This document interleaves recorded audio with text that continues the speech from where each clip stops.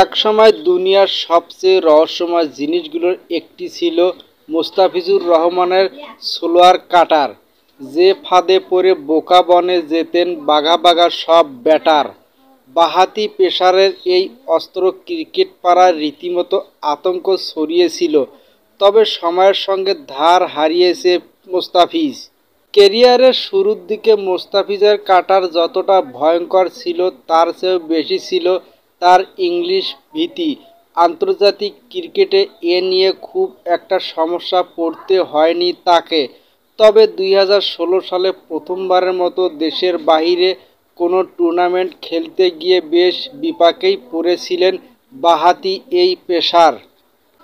Indian premier লিগে, আইপিএলে একাধিক দেশের ক্রিকেটার খেলেন, কোচ ও অনেক ক্ষেত্রে বিদেশিও থাকেন। ফলে এখানে ইংরেজি যোগাযোগের অন্যতম মাধ্যম হয়ে ওঠে। 2016 সালের আইপিএল সানরাইজ হায়দ্রাবাদের হয়ে খেলেছিলেন মুস্তাফিজ। সেই দলের কোচ ছিলেন টম মুডি। মুস্তাফিজ ইংরেজি না জানায় তখন বেশ বিড়ম্বনায় পড়েছিলেন কোচ ও। সম্প্রতি ESPN-কে তখনকার সেই পরিস্থিতি বর্ণনা করতে গিয়ে মুডি বলেন, প্রথম দিকে ওকে নিয়ে সত্যি সমস্যা পড়েছিলাম। শুধু কোচ নন, মাঠে মুস্তাফিজের সঙ্গে যোগাযোগ করতে বেশ বেগ পেতে হয়েছিল অধিনায়ক ডেভিড ওয়ার্নারের। ইশারাও ইঙ্গিত ফিজের সঙ্গে যোগাযোগ করতেন ওয়ার্নার। একবার ওয়ার্নার ওই পেসারকে বোঝাতে চেয়েছিলেন মাথা খাটিয়ে বল করো, কিন্তু তিনি ভেবেছিলেন ব্যাটসম্যানের মাথা লক্ষ্য করে বল করতে বলা হয়েছে, ফলে তখন বাউন্সার করেন মুস্তাফিজ।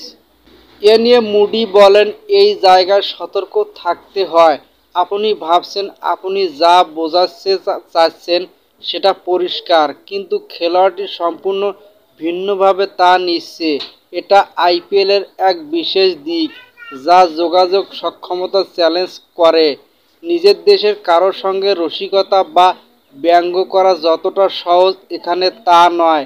সেই আসরে মুস্তাফিজ ভাষার চ্যালেঞ্জ জয় করেছিলেন মাঠের পারফরম্যান্স দিয়ে।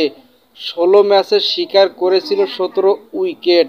তার এমন পারফরম্যান্স হায়দ্রাবাদ জিতেছিল শিরোপা। আর তাতে বড় অবদান রাখার মুস্তাফিজ হয়েছিল উদীয়মান ক্রিকেটার।